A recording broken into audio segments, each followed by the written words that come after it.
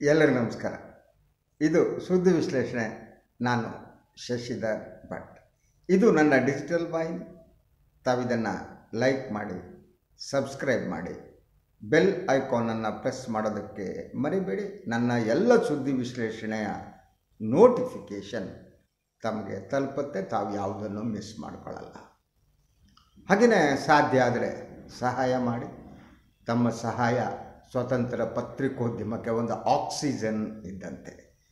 ನನ್ನ ಸ್ವತಂತ್ರ ಪತ್ರಿಕೋದ್ಯಮದ ಆಕ್ಸಿಜನ್ ತಾವು, ನನ್ನ ಉಸಿರು ತಾವು. ತಮ್ಮ ಸಹಾಯದಿಂದಲೇ ನಾನು ಮಾತನಾಡೋದಕ್ಕೆ ಸಾಧ್ಯ ಆಗಿದೆ. ಒಂದು ಬೆಂಗಳೂರು ಬಂದ್, ಇನ್ನೊಂದು ಕರ್ನಾಟಕ ಬಂದ್. ಬೆಂಗಳೂರು ಬಂದ್ ಹಿಂದಿರುವವರು, ಕರ್ನಾಟಕ ಬಂದ್ ಹಿಂದಿರುವವರು ಇವತ್ತು ಒಮ್ಮತಕ್ಕೆ ಬರೋದಕ್ಕೆ ಸಾಧ್ಯ ಆಗಲಿಲ್ಲ. ಈ ಕಾರಣಕ್ಕಾಗಿ ಕನ್ನಡ ಒಕ್ಕೂಟ ಏನಿದೆ, ವಾಟಾಳ್ ನಾಗರಾಜ್ ನೇತೃತ್ವದ ಒಕ್ಕೂಟ, ಅವರು 29ರಂದು ಕರ್ನಾಟಕ ಬಂದ್ ಮಾಡುವ ಘೋಷಣೆ ಮಾಡಿದ್ದಾರೆ. ಅದರಂತೆ ಕುರುಬೂರು ಶಾಂತಕುಮಾರ್ ಅವರ ತಂಡ ಏನಿದೆ, ಅವರು ನಾಳೆ ಬೆಂಗಳೂರು ಬಂದನ್ನು ಮಾಡಲಿದ್ದಾರೆ. ಇವತ್ತು ನಡೆದ ಸಭೆಯಲ್ಲಿ ಇವರ ನಡುವೆ ಒಮ್ಮತ ಮೂಡಲೇ ಇಲ್ಲ. ನಾಳೆ ಬಂದ್ ಬೇಡ, 28ಕ್ಕೆ ಮಾಡೋಣ, 29 ಬೇಡ, ನಾಳೆನೂ ಬೇಡ ಅನ್ನುವ ಪ್ರಸ್ತಾವವನ್ನು ವಾಟಾಳ್ ನಾಗರಾಜ್ ಗುಂಪು ಮುಂದಿಟ್ಟತು. ಆದರೆ ಅದನ್ನು ಕುರುಬೂರು ಶಾಂತಕುಮಾರ್ ಒಪ್ಪಲಿಲ್ಲ ಮತ್ತು ಸಭೆಯ ಮಧ್ಯೆ ಹೊರಟು ಹೋದರು.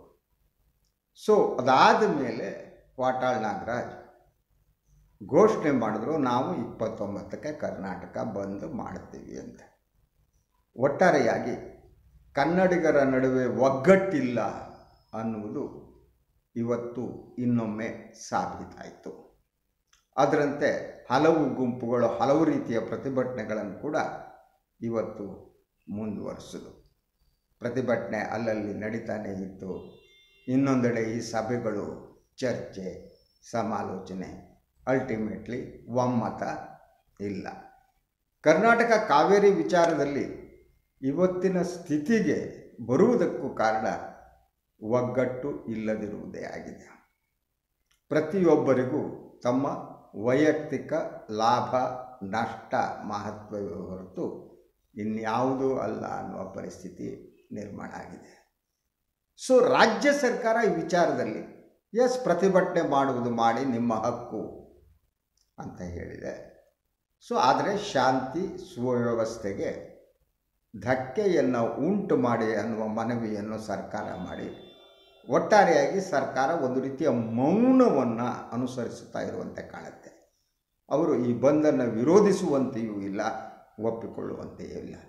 ಬಂದ್ಗೆ ಬೆಂಬಲ ನೀಡಿದರೆ ಅದು ಸರ್ವೋಚ್ಚ ನ್ಯಾಯಾಲಯ ಈ ಹಿಂದೆ ನೀಡಿದ ತೀರ್ಪಿಗೆ ವಿರುದ್ಧ ಆಗುತ್ತೆ. ಅವಾಗ ಸರ್ಕಾರ will be in a fix, it will be problem.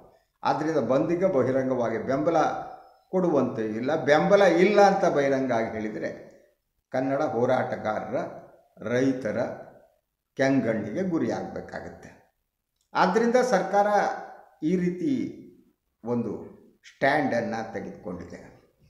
ಇನ್ನು ಭಾರತೀಯ ಜನತಾ ಪಕ್ಷ ರಸ್ತೆಗೆ ಇಳಿದಿದೆ. ಭಾರತೀಯ ಜನತಾ ಪಕ್ಷಕ್ಕೆ ಮರೆವು ಜಾಸ್ತಿ ಅಂತ. ತಾವು ಅಧಿಕಾರದಲ್ಲಿ ಇದ್ದಾಗ ನೀರು ಬಿಟ್ಟಿದ್ದನ್ನು ಅವರು ಮರೆತಿದ್ದಾರೆ. ಬೊಮ್ಮಾಯಿ ಅವರು ಜಲಸಂಪನ್ಮೂಲ ಸಚಿವರಾಗಿದ್ದಾಗಲೂ ನೀರು ಬಿಟ್ಟಿದ್ದರು. ಯಾವತ್ತೂ ಕೂಡ ನೀರನ್ನು ಅವರು ತಡೆದಿಲ್ಲ.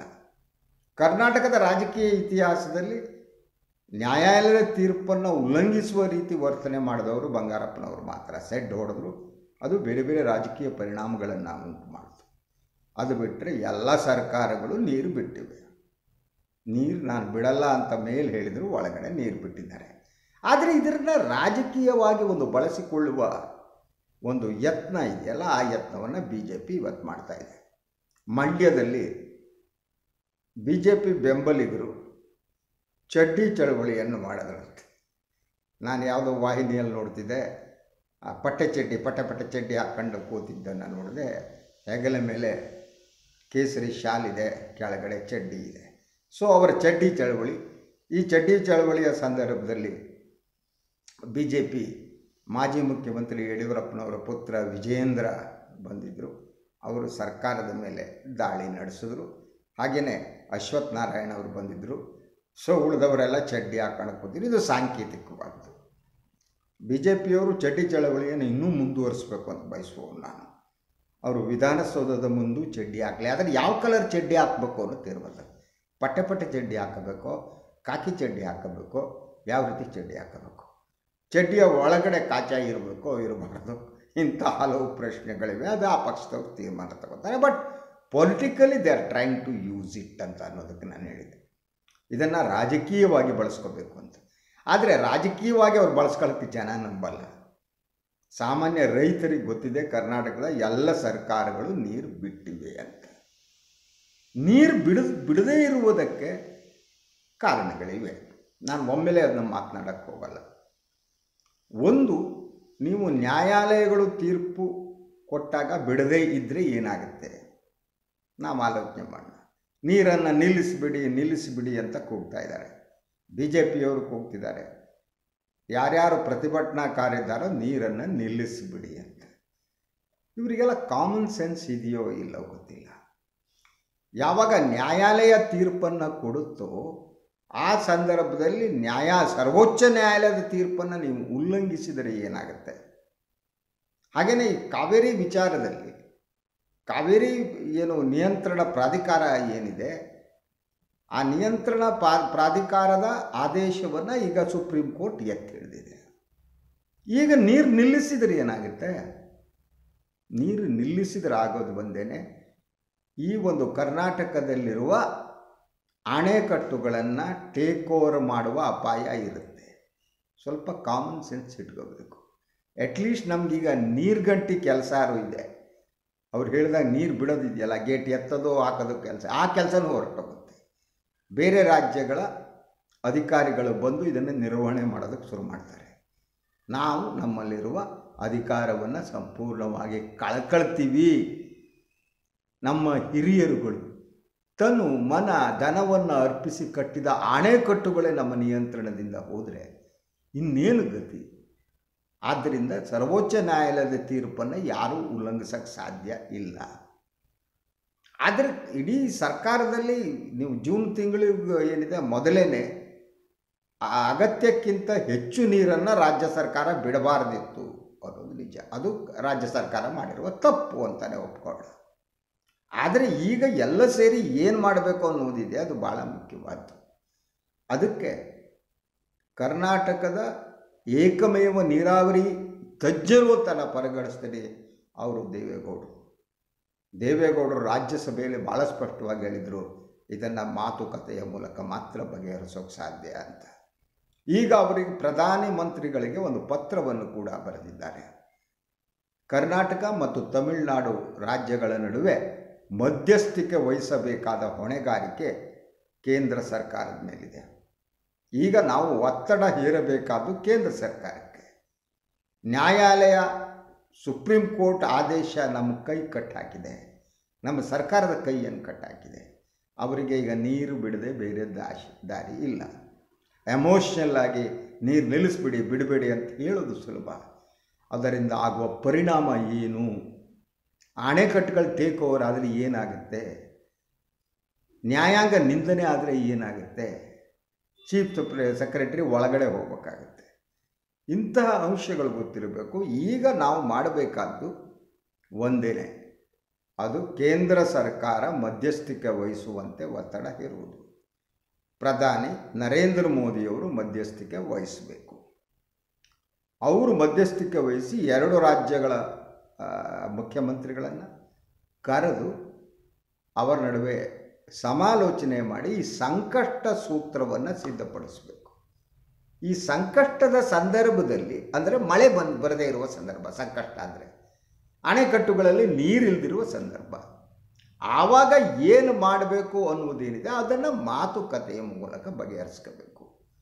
ಅದರ ಜೊತೆಗೆ ನೀವು ಬೆಂಗಳೂರು ಮತ್ತು ಸುತ್ತಮುತ್ತಲಿನ ಪ್ರದೇಶಗಳಿಗೆ ಕುಡಿಯುವ ನೀರಿಲ್ಲದಿರುವ ವಾತಾವರಣ ಇದೆಯಲ್ಲ, ಮೊದಲು ಕುಡಿಯುವ ನೀರಿಗೆ ಪ್ರಾಶಸ್ತ್ಯ ಕೊಡಬೇಕು ಅಂತ ಎಲ್ಲ ನ್ಯಾಯಾಧಿಕರಣಗಳು ಹೇಳಿವೆ. ನಾವೇನೇ ತಮಿಳುನಾಡಿಗೆ ಕುಡಿಯುವ ನೀರಿಗಾಗಿ ನೀರನ್ನು ಕೊಟ್ಟಿದ್ದೇವೆ 9 TMC ಅನ್ಸುತ್ತೆ ನನಗೆ, ಸಬ್ಜೆಕ್ಟ್ ಟು ಕರೆಕ್ಷನ್. ಕುಡಿಯುವ ನೀರಿಗೆ ಮೊದಲ ಪ್ರಾಶಸ್ತ್ಯ. ಈಗ ಕರ್ನಾಟಕದಲ್ಲಿ ಕುಡಿಯುವ ನೀರು ಇಲ್ಲದಿದ್ದರೆ ಬೆಂಗಳೂರು, ಎಸ್ಪೆಷಲಿ ಬೆಂಗಳೂರು ಕೇವಲ ಕರ್ನಾಟಕದ ರಾಜಧಾನಿಯಾಗಿ ಉಳಿದಿಲ್ಲ, ಅದು ಇಂಡಿಯಾದ ITBTಯ ಒಂದು ಕೇಂದ್ರ, ಸಿಲಿಕಾನ್ ಸಿಟಿ ಆಫ್ ಇಂಡಿಯಾ. ಅತಿ ಹೆಚ್ಚು ತೆರಿಗೆಯನ್ನು ಕೇಂದ್ರ ಸರ್ಕಾರಕ್ಕೆ ಕೊಡುವುದು ಬೆಂಗಳೂರು. ಬೆಂಗಳೂರು ಜನರಿಗೆ ಕುಡಿಯುವ ನೀರು ಇಲ್ಲದಿದ್ದಾಗ ಆದರೆ ಏನಾಗುತ್ತೆ?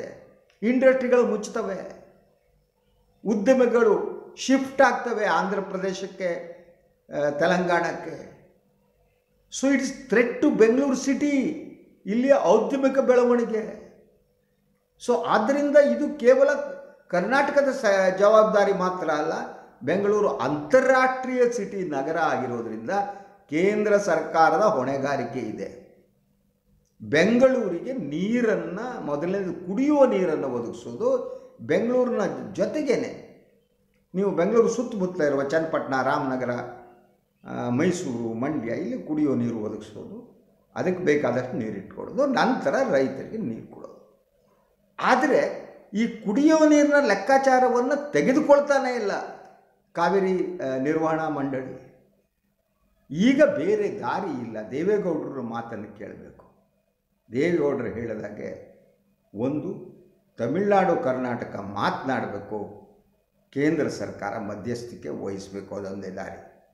ಈ ಪ್ರೆಷರ್ ಹಾಕುವುದರಲ್ಲಿ ಈ ಬಂದ್ಗಳಿಗೆ ಎಷ್ಟರ ಮಟ್ಟಿಗೆ ಪರಿಣಾಮ ಬೀರ್ತವೆ ನನಗೆ ನನ್ನದೇ ಆದ ಅನುಮಾನಗಳಿವೆ. ಯಾಕೆಂದರೆ ಬಂದ್ ಕರೆಯುವುದು ಒಂದು ಚಟ ಆಗಬಾರ್ದು. ಬಂದ್ ಕರೆಯುವುದು ನನ್ನ ಬೇರೆ ಬೇರೆ ಉದ್ದೇಶಗಳನ್ನು ಇಟ್ಟುಕೊಂಡು ಲಾಭವನ್ನು ಲೆಕ್ಕ ಹಾಕ್ಕೊಂಡು ಬಂದ್ಗಳನ್ನ ಕರೀಬಾರ್ದು. ಆದರೆ ಬಹುತೇಕ ಕರ್ನಾಟಕದಲ್ಲಿ ಹಲವಾರು ಬಂದ್ಗಳು ಹೀಗೆ ಆಗಿವೆ.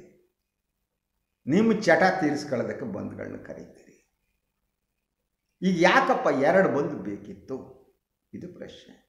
26 ಮತ್ತು 29. ಸೊ ಕರ್ನಾಟಕ ಬಂದ್ ಮತ್ತು ಬೆಂಗಳೂರು ಬಂದ್ ನಡುವೆ ಏನು ವ್ಯತ್ಯಾಸ ಇದೆ? ನನಗೆ ಅನ್ನಿಸುವ ಹಾಗೆ ಉತ್ತರ ಕರ್ನಾಟಕದವರು ಕಾವೇರಿ ವಿಚಾರದಲ್ಲಿ ಬಂದ್ಗೆ ಎಷ್ಟರ ಮಟ್ಟಿಗೆ ಬೆಂಬಲ ಕೊಡ್ತಾರೆ ಅನುಮಾನ ಇದೆ. ಅವರಿಗೆ ಒಳಗಡೆ ನೋವಿದೆ. ಮಾದಾಯಿ ಯೋಜನೆಯಿಂದ ಹಿಡಿದು, ಕೃಷ್ಣಾ ಯೋಜನೆಯಿಂದ ಹಿಡಿದು, ದಕ್ಷಿಣ ಕರ್ನಾಟಕದ ಜನ ಉತ್ತರ ಕರ್ನಾಟಕದ ಸಮಸ್ಯೆಗಳಿಗೆ ಎಷ್ಟರ ಮಟ್ಟಿಗೆ ಸ್ಪಂದಿಸ್ತಾರೆ ಆ ನೋವು ಉತ್ತರ ಕರ್ನಾಟಕದಲ್ಲಿದೆ. ಆದ್ದರಿಂದ ಮೊದಲು ಬೆಂಗಳೂರು ಬಂದಾದರೆ ಸಾಕಾಗಿತ್ತು. ಆದರೆ ಕನ್ನಡ ಒಕ್ಕೂಟದವರು, ವಾಟಾಳ್ ನಾಗರಾಜ್ ನೇತೃತ್ವದವರು, ಅವರು ಇಲ್ಲ ನಮ್ಮದು ಒಂದು ಬಂತು. ಈ ಸ್ಥಿತಿಗೆ ಇವತ್ತು ಬಂದು ನಿಂತಿದೆ. ಆದರೆ ಎಲ್ಲರೂ ಕೂಡ ಈಗ ದೇವೇಗೌಡರ ಸಲಹೆಯನ್ನು ತೆಗೆದುಕೋಬೇಕು.